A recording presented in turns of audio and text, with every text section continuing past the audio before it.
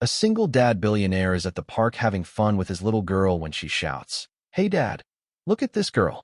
Looks just like mommy." The man glances up, curious, then suddenly goes completely still.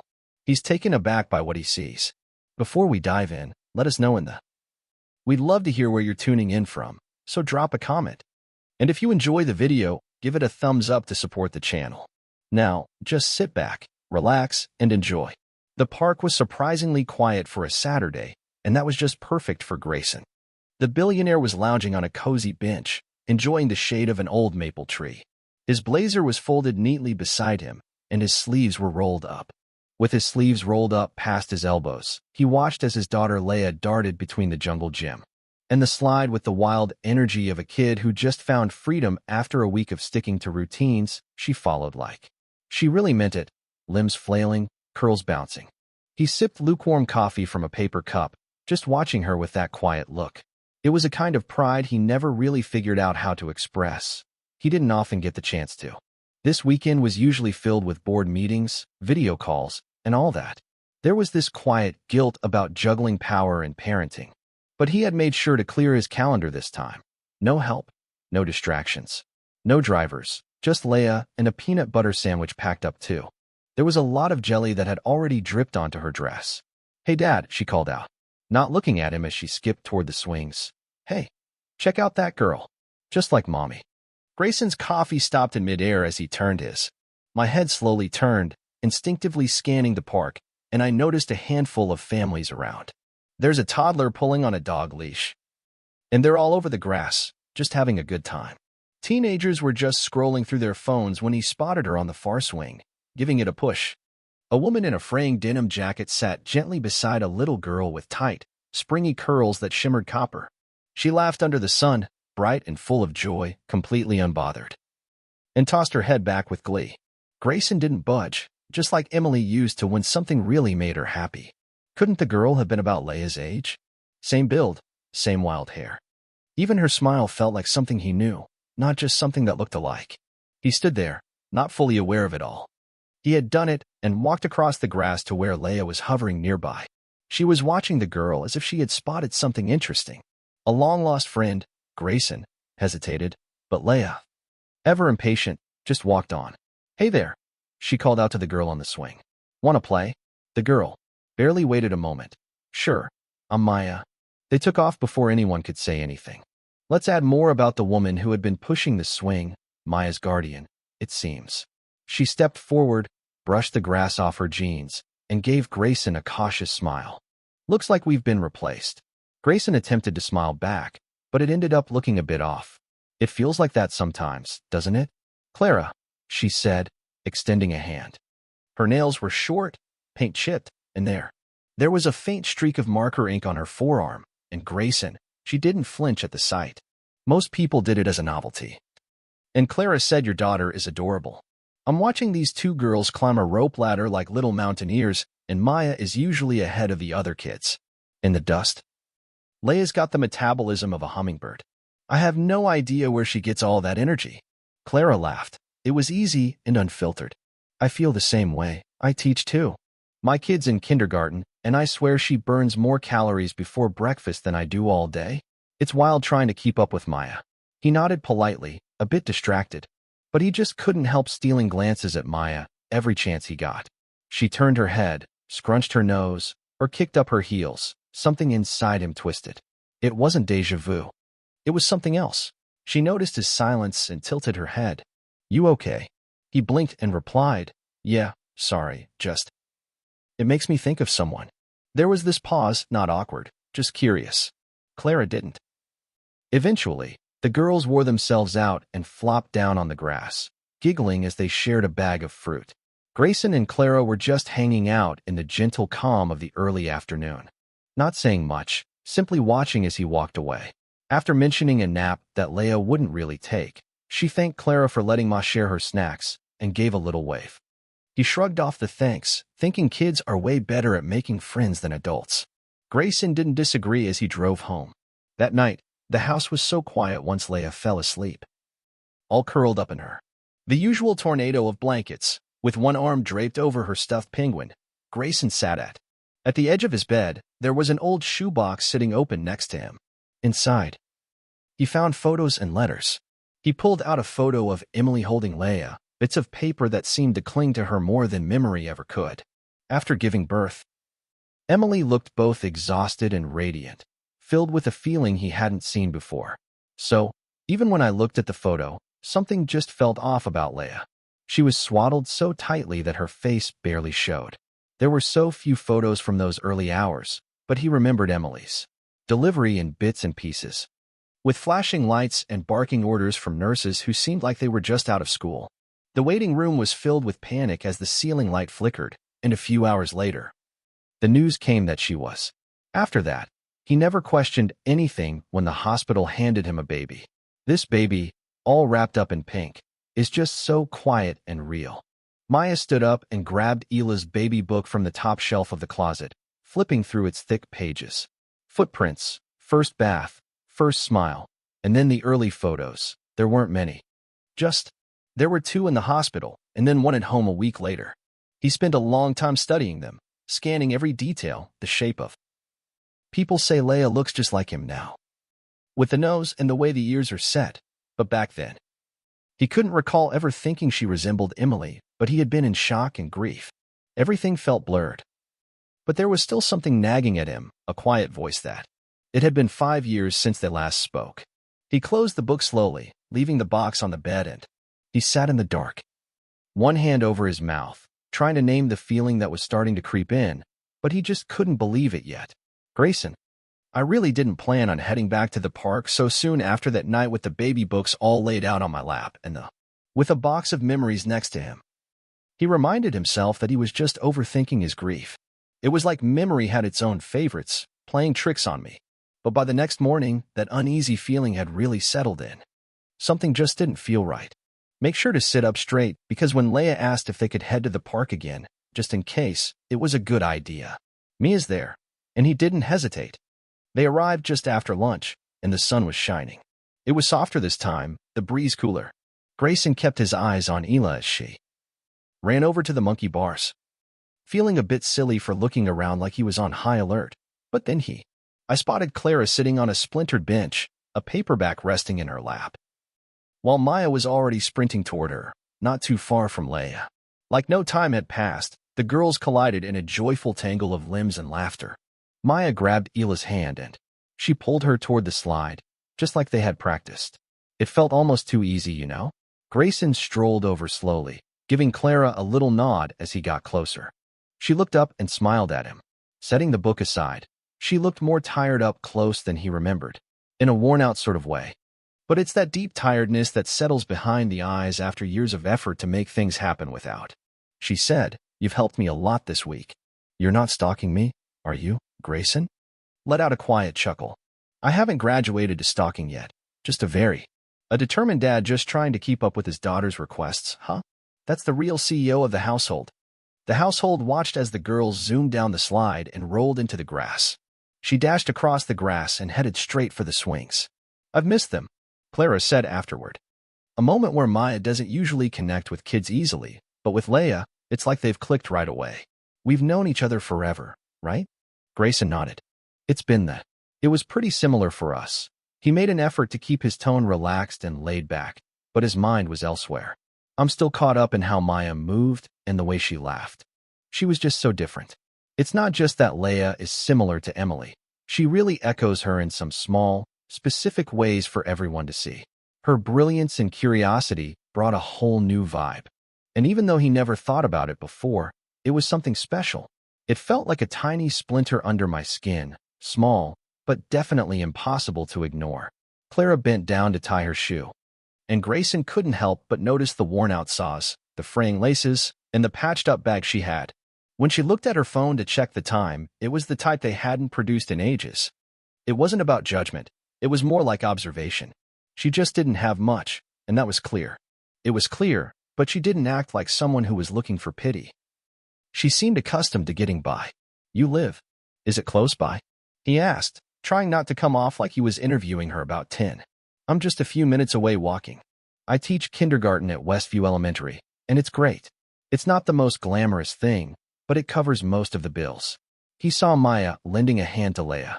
She climbed back onto the swing, and then I ran over to give her a push. I've been there for her since the very beginning. Clara's smile really warmed up the moment.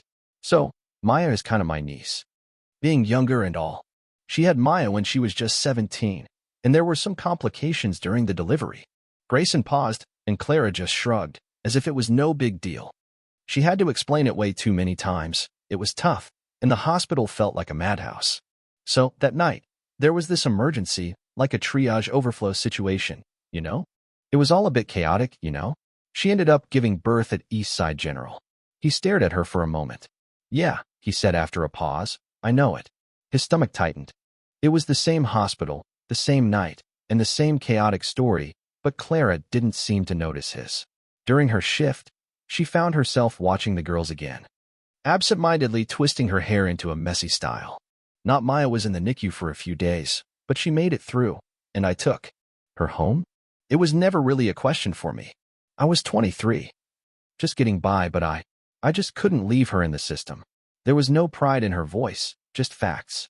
Grayson cleared his throat and glanced away.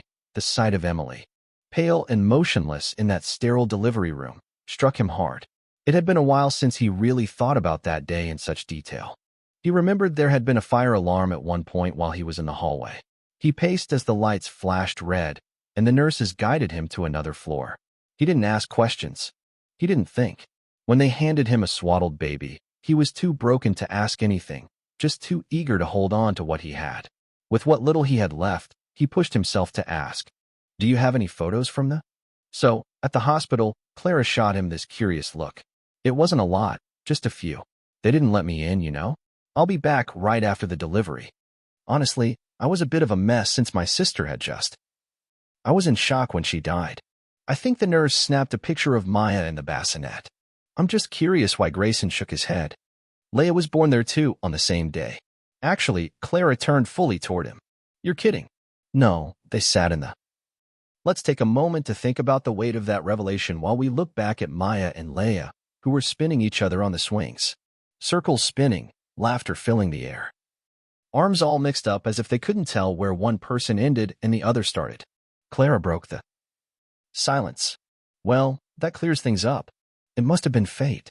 He managed to smile, but my chest felt tight later that night after Leia had fallen asleep and the house was all dark.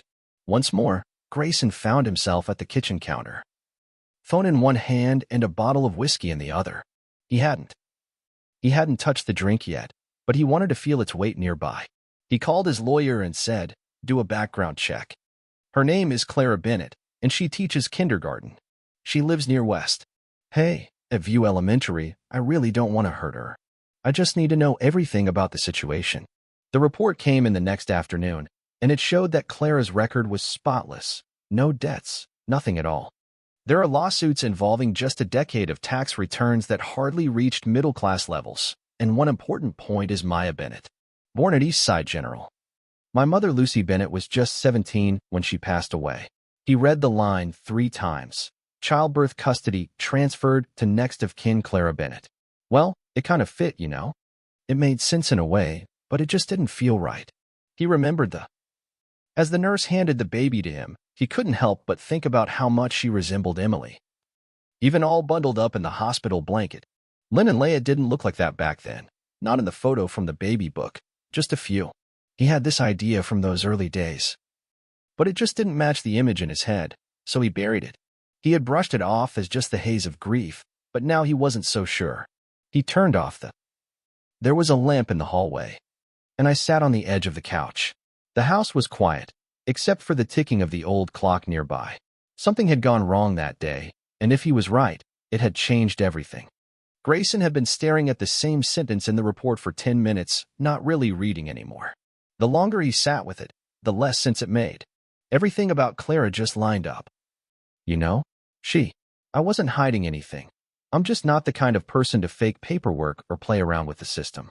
But still, the facts just didn't match the feeling. The hospital, the date, the chaos. It's all so real. The way Ma laughed, the way she spoke, her posture. It all feels impossibly familiar. Her hands, those just couldn't be brushed off as mere coincidence. And yet that's all. He had this feeling, an instinct that just wouldn't go away, like something was definitely off. It was years ago, and it seemed like no one noticed, or maybe they just didn't want to.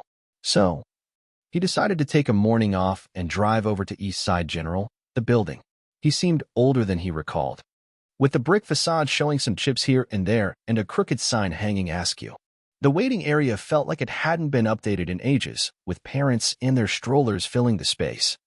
And there was a man standing nearby. A woman is filling out forms with one hand while gently rocking a car seat with the other, and there's a guy holding a bag of ice to his temple. It all rushed back so fast, the antiseptic smell and the buzz of being overworked.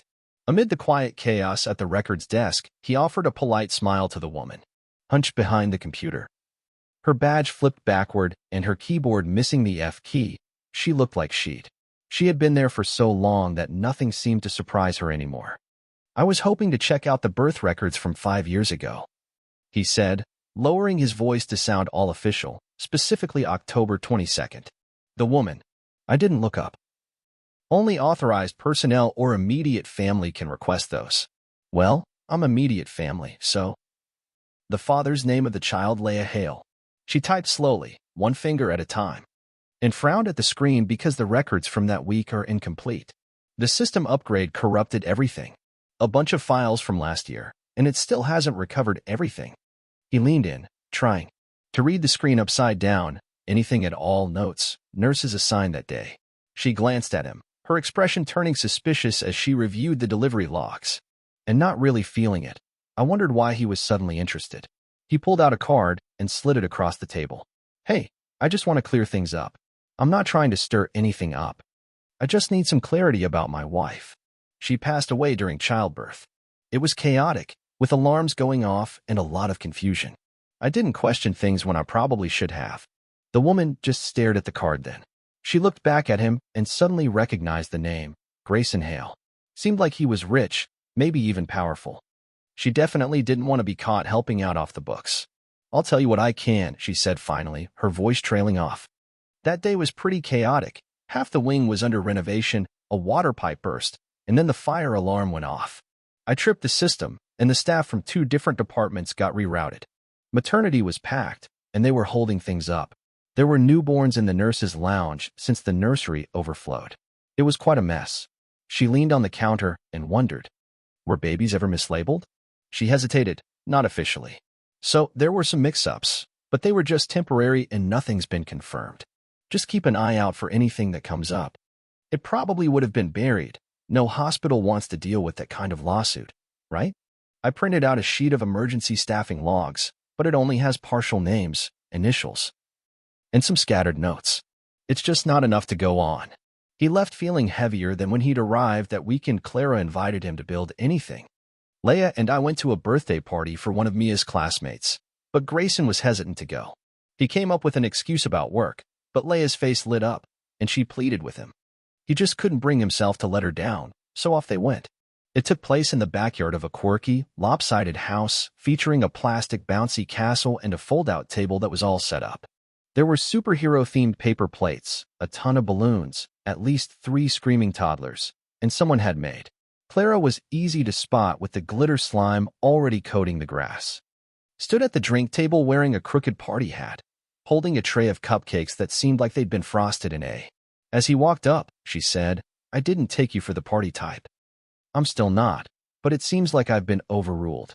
Leah and Maya were already on it. I'm deep in a game of tag, sprinting across the yard and weaving around those folding chairs and bubble machines. The afternoon turned into a whirlwind of little mishaps.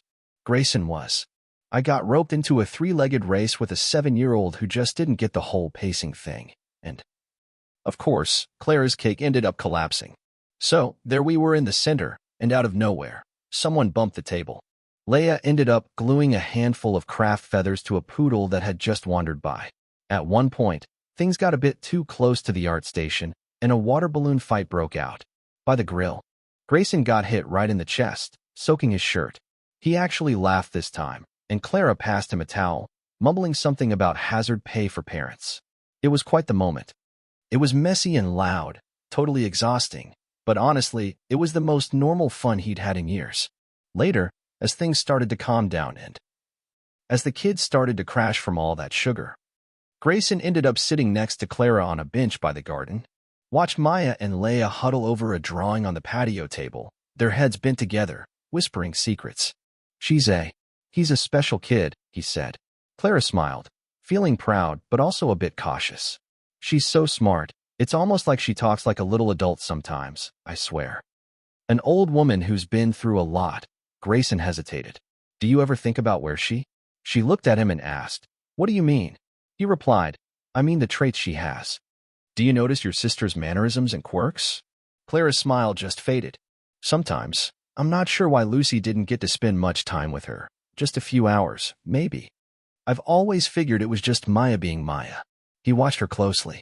Have you ever gotten her complete medical history from the hospital? Clara blinked. I got it. They provided me with the immunization chart and some basic forms.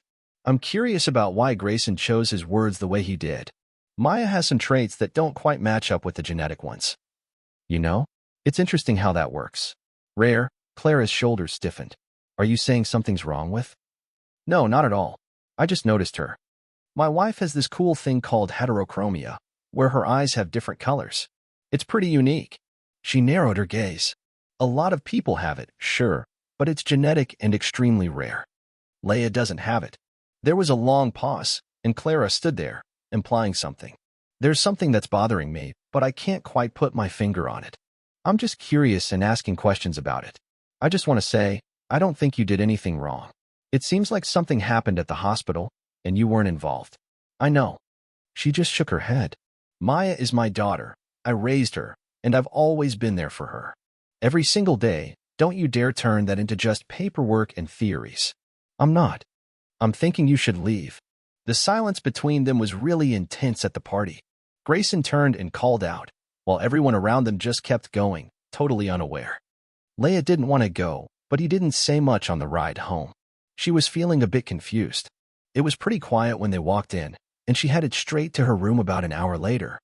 She stepped out, holding a folded piece of paper. Maya gave me this, she said. Handing it to him, it was a crayon drawing of two girls standing under a rainbow, holding hands. One had curly red hair. The other had two differently colored eyes above their heads. Was a big deal. Heart with one word written underneath in uneven, hopeful letters, sisters. Grayson left the drawing on the kitchen counter, flattened under a glass to keep the corners from curling as he walked by. He sees it every morning and every night, telling himself he'll put it away. But each time, he just leaves it right where it is. There was something about it that felt heavier than just crayon lines in the scrawl of childhood, sisters with a question mark. It didn't really feel like a question anymore.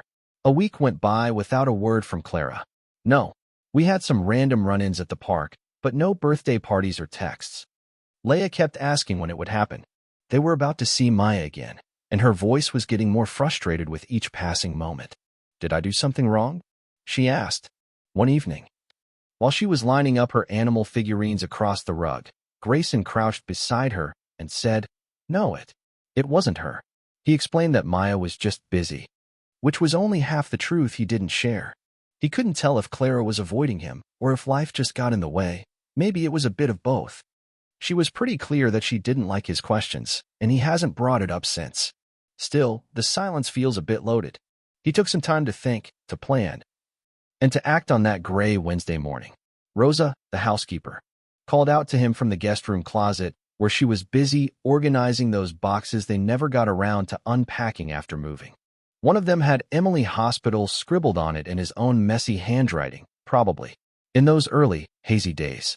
Grayson grabbed the box and plopped down on the floor with it while Leia was out playing. He opened it up. He slowly looked around. Not quite sure what he was expecting to find. Maybe just the same few documents he had seen before. And moments he already knew by heart were tucked away at the bottom. A sealed envelope contained hospital discharge papers and a water-stained birth plan. There was no label inside, just two things. A photo and a plastic wristband. The photo. He held his breath as Emily sat propped up on the hospital bed, looking pale and exhausted. But smiling in her arms was a newborn, not quite swaddled. Wrapped in a loose. The baby, wrapped in a hospital blanket, had a full head of dark hair and a face that was definitely memorable. Now, Maya's. Even in the newborn's face, You could see the resemblance in the curl of the mouth and the shape. He couldn't believe he had forgotten this photo existed. He glanced down at the wristband. The printed code just didn't match the one on Leia's birth certificate.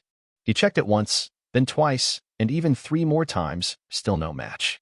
Once Leia was tucked in for the night, Grayson made a private call. A woman named Adele, who was recommended through a quiet connection on the legal team, was explained by the investigator. Everything was laid out in clear detail. The dates, the hospital, and the suspicion that there might have been a mix-up. Adele didn't ask too many questions. He just promised to get back to him within a few days the next morning. He set up DNA testing kits from a private lab, using non-invasive swabs that were really easy to do, like a used spoon or a piece of chewed gum. He had already saved a few of Leia's things. Over the years, getting something from Maya became trickier, but it wasn't impossible. In the meantime, he focused on trying to keep things normal for Leia. Even though she didn't make it easy, she brought up Maya at breakfast, in the car, and before bed. Grayson tried to redirect the situation and then pretended to text Clara right in front of her, hoping that would do the trick. Didn't Leia seem smart? She started getting quiet too on the other side of things. Clara was going through her own kind of crisis since the school had let her go. They mentioned budget cuts, but it was nothing personal. She didn't cry in the office or get into any arguments. She just nodded, grabbed the paperwork, and then walked home in a daze. It was the first time everything had fallen apart, and of course, it happened at the worst possible moment. Rent was due in 10 days, and she had already been scraping by. Now, she was feeling uncertain. So what happened next? She began checking out job listings in different cities and even saved a few in spots she'd never considered before. It felt like a betrayal just to read them, but what choice did she really have? Maya could tell something was off. On the 3rd day, she quit asking for seconds at dinner, suggested selling her art projects for some cash, and curled up into Clara's lap. Felt so comforting, like she hadn't experienced in ages. "I don't want to move," she whispered. "I want to stay close." "Leia," Clara said, holding her close. "We're not going anywhere just yet," but her voice. Maya realized it wasn't a promise when it cracked just enough, and a few days later, Grayson ran into Clara at the grocery store. She didn't plan for it, but as she turned a corner near the produce section, I almost walked right into him. My arms were full of bread and canned soup. Such a bargain. Bottle of shampoo.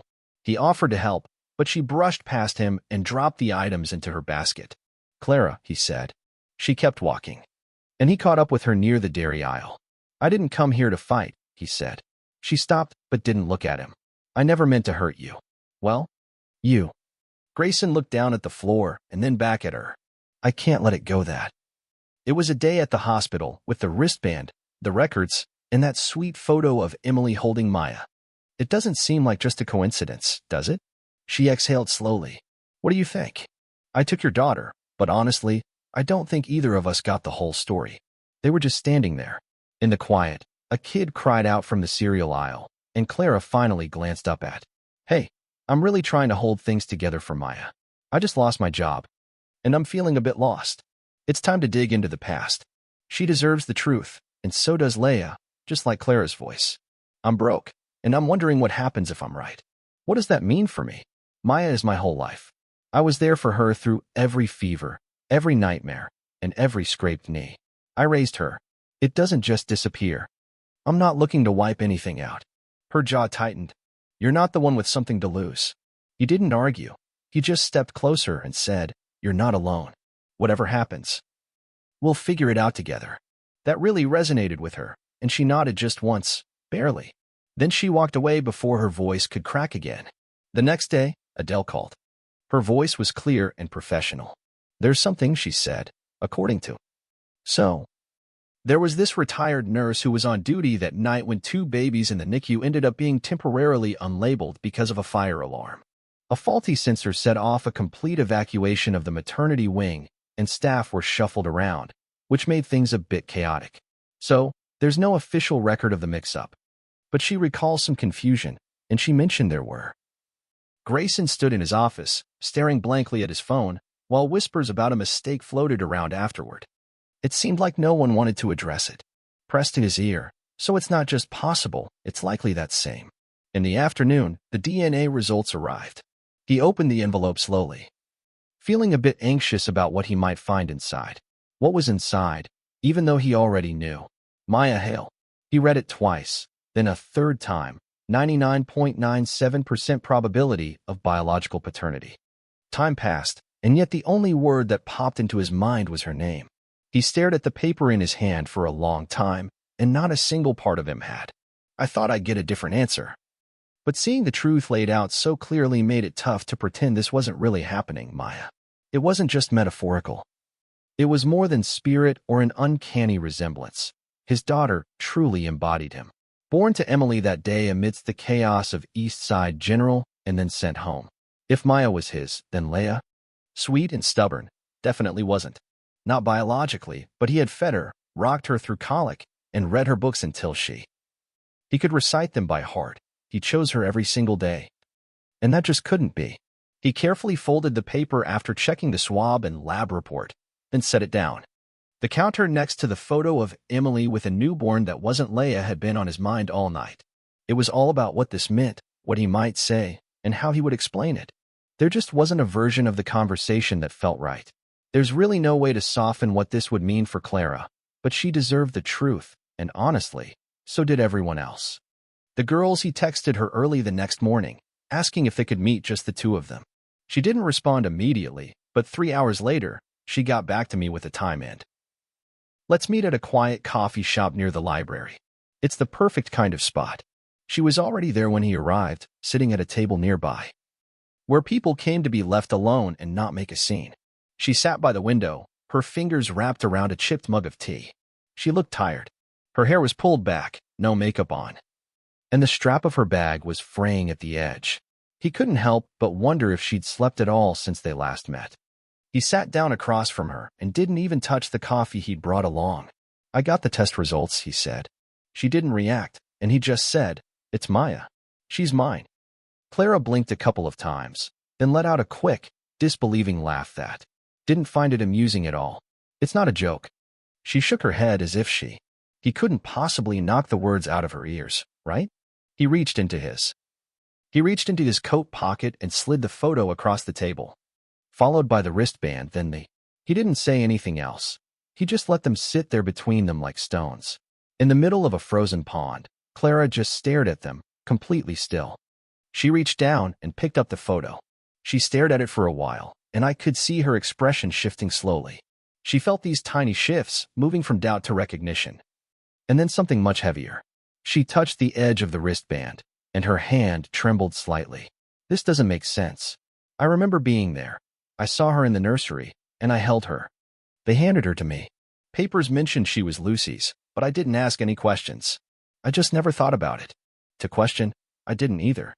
She looked up at him, her eyes wet. Grayson leaned back and said, "So, what does this mean? You just take her now. I'm not here to take anything away from you. She's your daughter, and I'm not trying to change that, you know? It's like, I get it, it's not as easy as it seems." Clara's hand is clenched into a fist around. I took care of her, changed every diaper, and stayed up all night with her. When she had pneumonia, I showed her how to tie her shoes.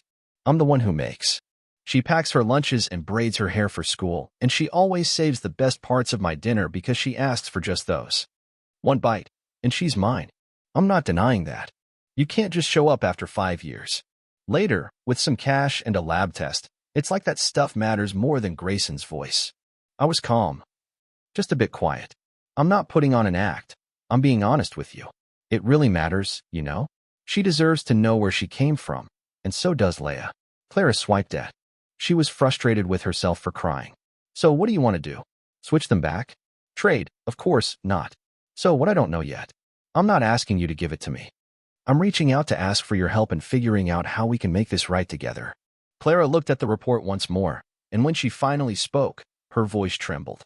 "She's going to hate me." "No, she won't." I lied to her without even realizing it. She came from love, you know? I told her about her mother, like she had a connection there. Grayson's throat tightened as he realized that the story wasn't a mistake. She really did come from love. She had it every day of her life, and that's what really matters. They just sat there in silence for a long time, as the clink of spoons and the distant hiss of espresso machines filled the quiet space between them. Neither of them made a move. A little while later, They walked out of the coffee shop together, but went their separate ways without a word of goodbye. 2 days went by, then 3, and Grayson still hadn't heard from Clara. He was really impressed, though. Had a nice time with Leia, sticking to our usual routine of school, dinner, and bedtime. He watched her more closely now, her habits, her smile, the way she tilted her head. She would shake her head when something didn't make sense to her. She wasn't Emily's child, and she wasn't his by blood, but in every other way, she was his. In every way that counted that weekend. They headed back to the park where Leia had been. She kept saying she still thought Maya might be around. Grayson hadn't said anything to her yet. He just didn't know how to break the news. Maya was sitting on the swings, gently pushing herself back and forth, while Clara was nearby on a bench, looking around.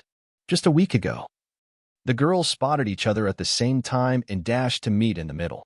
At the playground, we were laughing and throwing our arms around each other, just like old times. As if nothing had changed. Clara walked over slowly, and Grayson met her halfway. "You told her?" he asked. "No, not." "I still haven't told Lil either," they said. And then there was this awkward silence between them. As I watched, the girls' laughter faded away, replaced by whispers that were soft yet urgent. Maya was frowning, and Leia had her mouth pressed into a tight line. Then Maya She took her hand and walked right up to them.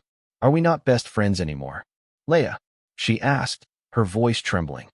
As Grayson knelt in front of her. "Of course you." "So what's up with you and Maya's mom acting all strange?" Maya was holding Leia's hand. "We're always sisters, even if the grown-ups forget." Clara covered her mouth. Grayson glanced at both girls, staying quiet because he was worried that saying anything might ruin the moment as they settled onto the bench. The girls went back to playing. But this time they were a bit slower and more thoughtful. Clara didn't. She sat there with her hands in her lap, twisting a tissue she hadn't even used, while Grayson didn't say a word. Maya followed Clara's hand, trying to fill the silence that hung in the air. Grayson slipped into Clara's without being invited and watched as Maya walked away. He turned once to wave, and he waved back. Leia tugged at his sleeve. "Can we go?" "Also, just give me a minute," he said, waiting until they were out of sight before he sat down. He sat on the bench, gazing out at the park as it started to empty. He never really understood what it would be like to break a world. What really got to me wasn't just the wreckage. It was realizing that there was no way to piece it all back together like it was before. Once more, the days after the park went by quietly, and Grayson didn't hear a word from Clara. He didn't expect it. She'd said very little that afternoon, but the look on her face when Maya talked about being her sisters had said enough. Something had shifted between them. And now she needed some space to sort things out.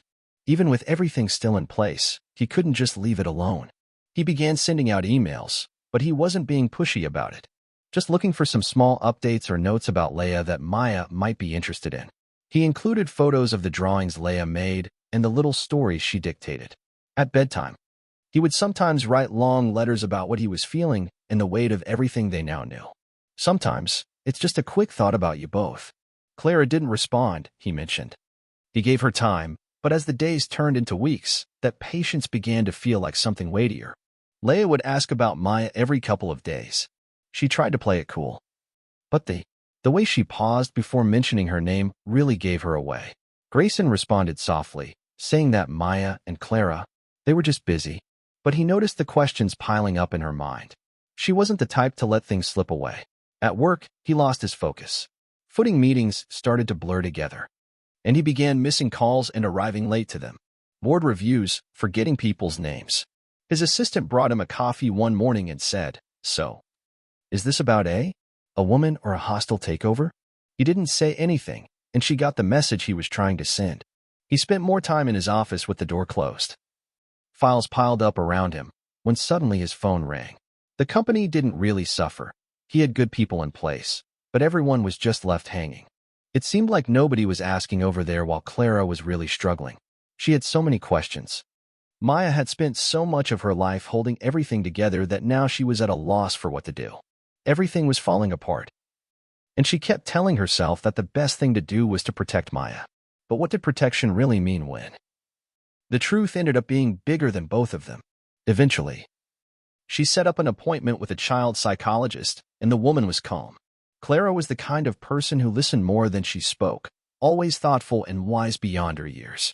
Everything from the hospital mix-up to the DNA test to her own confusion about what to tell Maya if. Everything the psychologist heard didn't seem to surprise them. They just nodded slowly and said, "Biology is important, sure, but attachment plays a big role too. The real harm is often hidden." Clara took off with a folder full of resources and feeling unwell. She had this feeling in her stomach. She really didn't want Mia to think she was a mistake. She just didn't. I want her to feel abandoned by the woman she believed was her mother. But there's really no way to sort out the truth without pulling at everything that used to feel solid, while Grayson had begun meeting with his lawyer, not to sue. He wanted to get a clear picture of his options, so he started asking questions about joint custody. Let's talk about co-parenting arrangements and what being part of Maya's life could look like without causing any harm. The one she already had. You're not legally obligated, his lawyer said. Clara hasn't done anything wrong, but if you're looking to handle this, then sure, there are definitely pathways. I'm not trying to make a big deal out of it, Grayson said. I'm here to give both girls the life they deserve. It was nighttime, when the house was quiet. He went back to reread the last email he had sent to Clara, the one he didn't think he'd get a reply to it. He had included a scan of a page from one of Emily's old journals, something he found tucked away. In the pages of a parenting book she never got around to finishing, the entry was brief.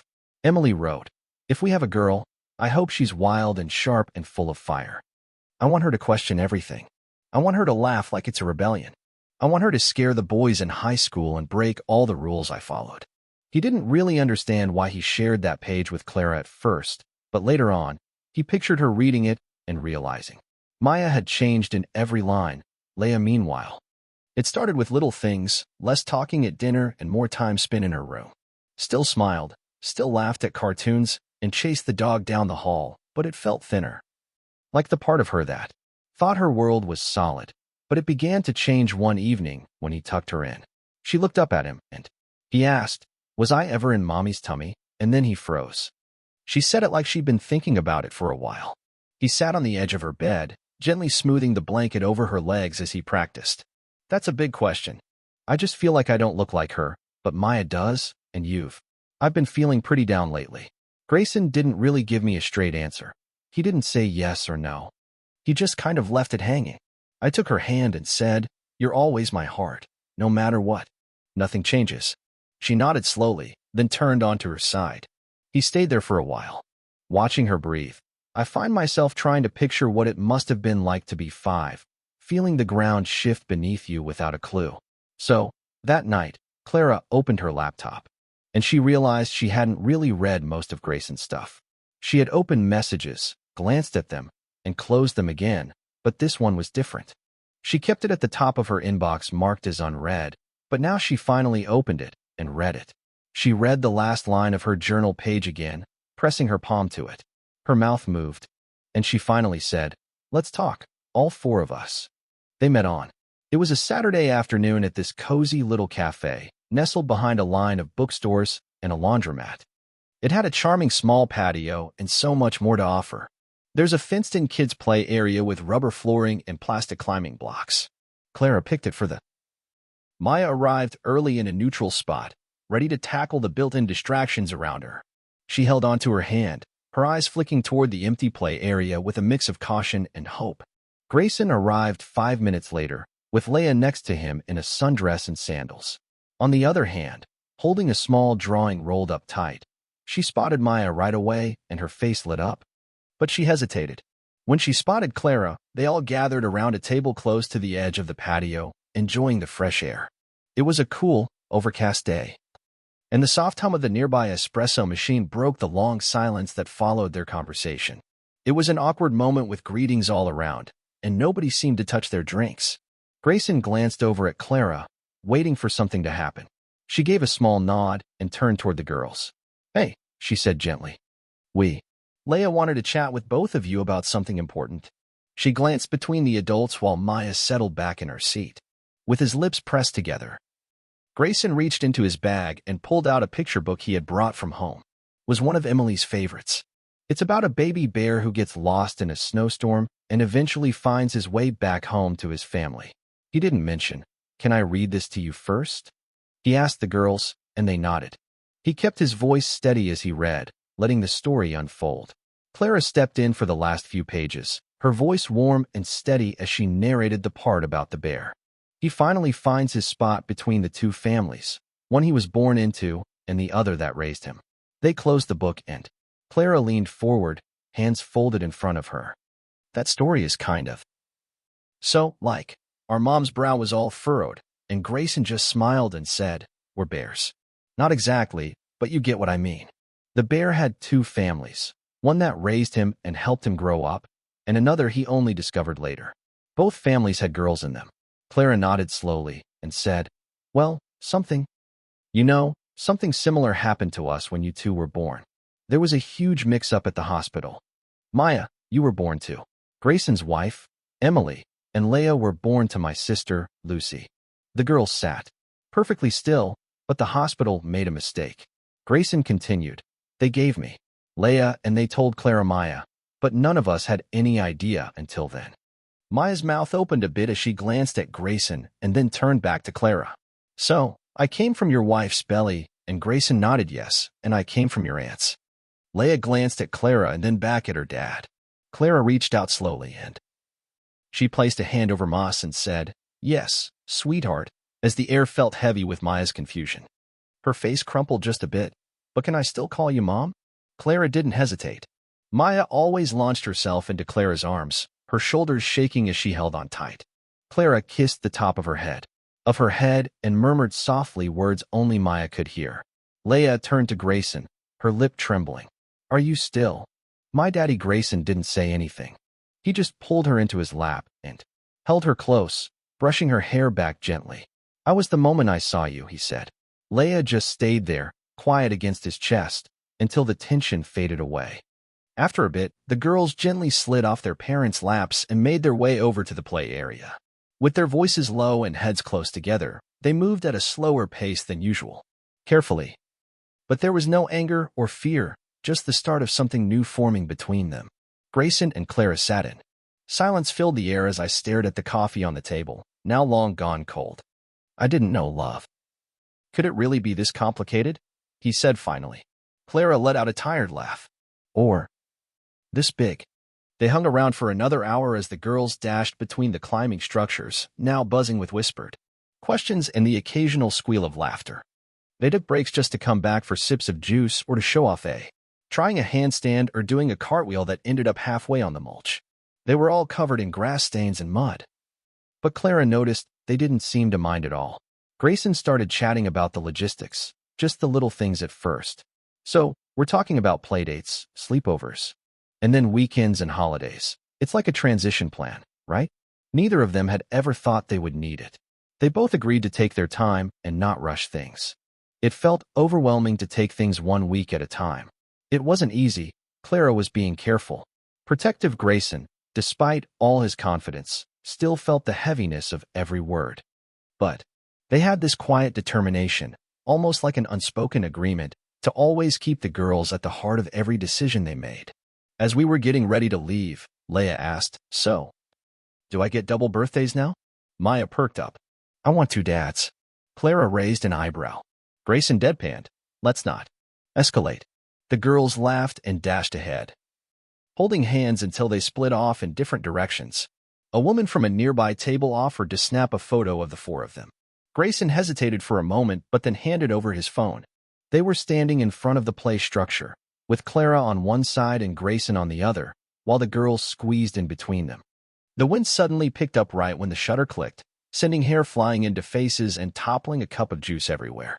Mia's shirt in the photo was a total mess, nothing matched. No perfect smiles, just 4 of us looking a bit all over the place. People were trying to fit together, and it was perfect. The photo from the cafe, the one with windblown hair and spilled juice all over the fridge, Leah had taped it up. She was right there at her eye level, and Grayson didn't move. A year later, it was still there. Sun faded and curling a bit at the corners. It marked the beginning of everything that came after. It all started with some awkward beginnings. Those long talks that slowly reshaped 4 separate lives into one. Grayson and Clara definitely didn't rush into it. After the cafe, they would meet weekly, sometimes even more often. As they eased into co-parenting, just like people picking up a new language, Leia and Maya adapted faster than anyone else. I figured there would be questions and a bit of confusion, but the girls never seemed to mind. They didn't pull apart. If anything, they held on tighter when Maya referred to Leia as her sister. One day, in front of a teacher, Leia beamed like someone had just handed her a crown. Eventually, Clara moved to A. There's a townhouse just 6 blocks from Grayson's, close enough to stroll over, but far enough away for them to have their own little space. The girls began going to the same school that fall. They shared pencils, lunchboxes, whispered secrets, and once.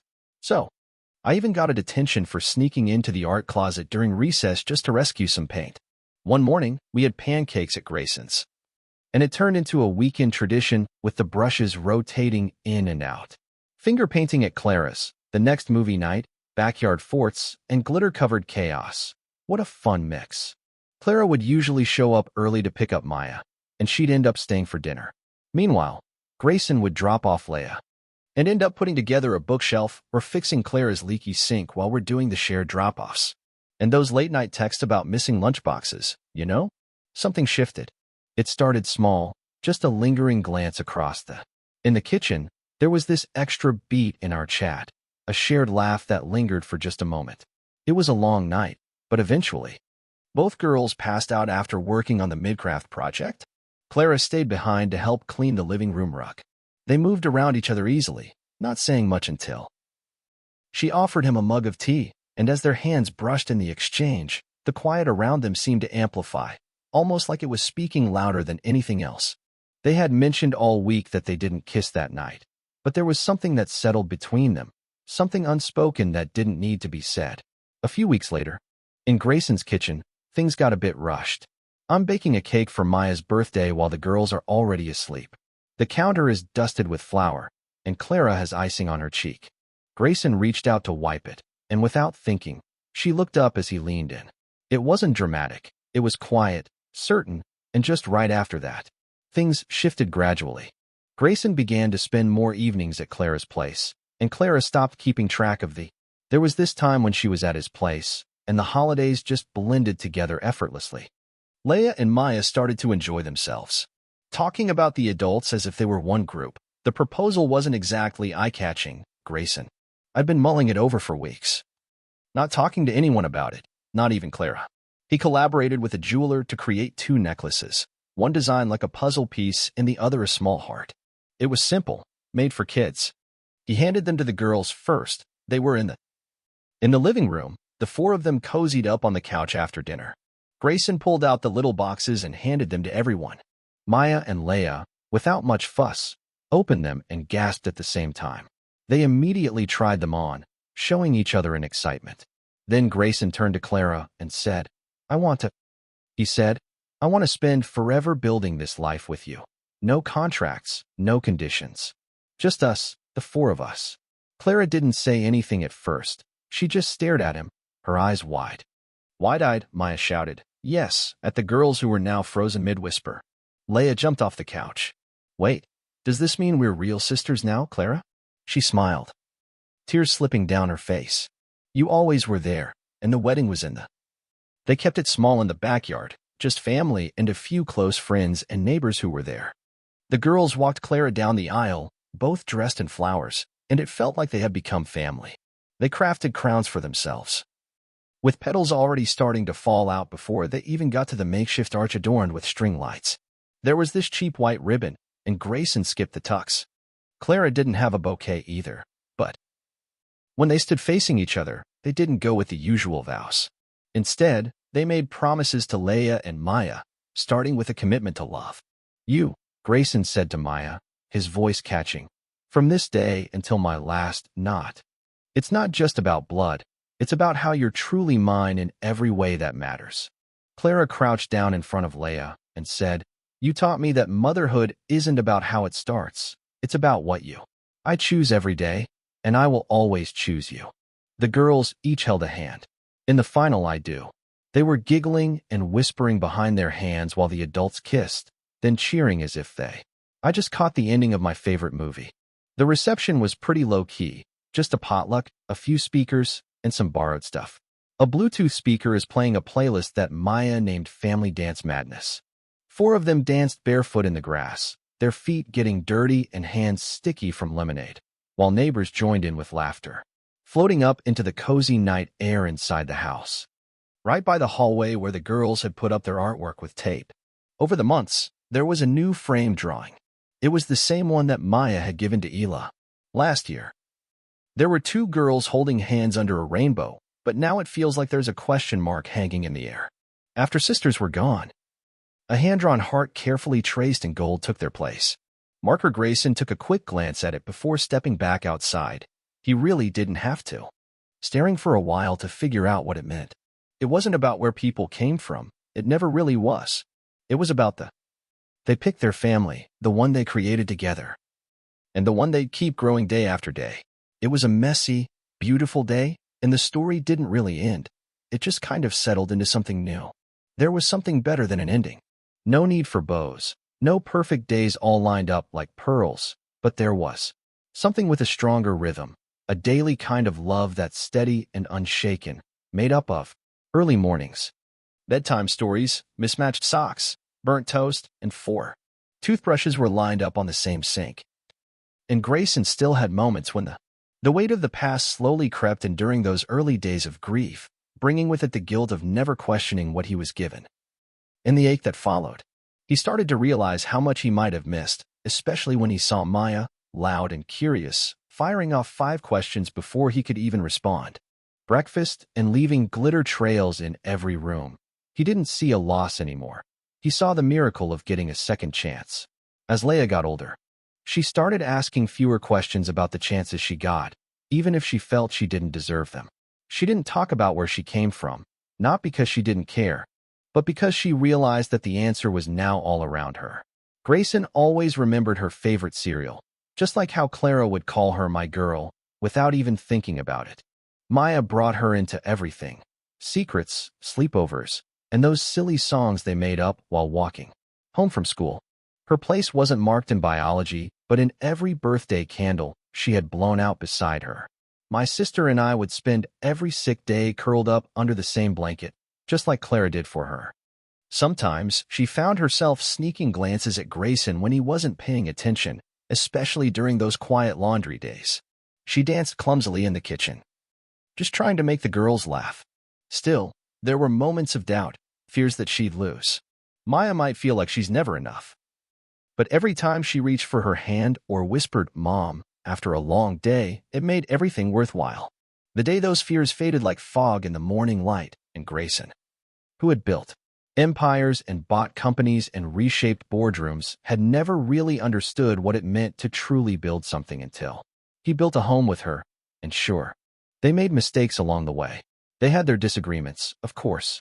Bedtimes, who left the fridge open, and if Maya could wear her tutu to school 5 days straight. Those arguments just keep coming up. I'm never stuck because, at the core of it all, there's a foundation built not on perfection but on choice, choosing to let's show up, choosing to forgive, choosing to keep moving forward together, and always being there for each other. Maya and Leia were now inseparable, right? Every way that mattered had stopped making a distinction between haves and wholes when teachers or strangers asked how they were related. And they'd just shrug and say, "She's my sister," like it was no big deal. It would be totally ridiculous if they didn't share secrets, inside jokes, snacks, and sweaters, right? Sometimes, kids hold a bit of a grudge against their parents when bedtime rolls around too early. Every now and then, they might even dig up those old feelings. I'm working on a drawing of the one with the rainbow and the 2 girls holding hands underneath it. The framed version has the gold heart now, but the original, all tattered and bent at the edges, is still hanging out in a drawer. Mia once mentioned that if there was a fire, the first thing she'd grab is her room. Leia totally agreed. But she probably tried to grab the dog on those stormy nights when the thunder was shaking everything up. They'd all end up in the same bed, tangled limbs and whispered giggles filling the air, with the room softly lit by a hallway light. On those nights, with Clara's arm around Maya and Grayson's hand on Leia's back, everything felt just right. Just a hint of what was there before. No hospital forms, no wristbands, no questions at all. It couldn't be answered. Just breathe, just feel the warmth, just let love hum through the. It was quiet, and honestly, that was the real conclusion of their story, not where it all began. It came to a halt, but from that point, a fresh start emerged, one not founded on blood or luck. It's all about those little, intentional moments where we choose each other over and over again. If you like this story, make sure to give it a thumbs up. It really supports the channel. And if you're interested in more, just let me know. If you love heartwarming and emotional stories like this, make sure to hit that subscribe button and turn on notifications so you never miss out. Hey everyone, once you check this out, drop your thoughts in the comments. I'd really love to hear your reactions. Thanks for watching. Catch you in the next story.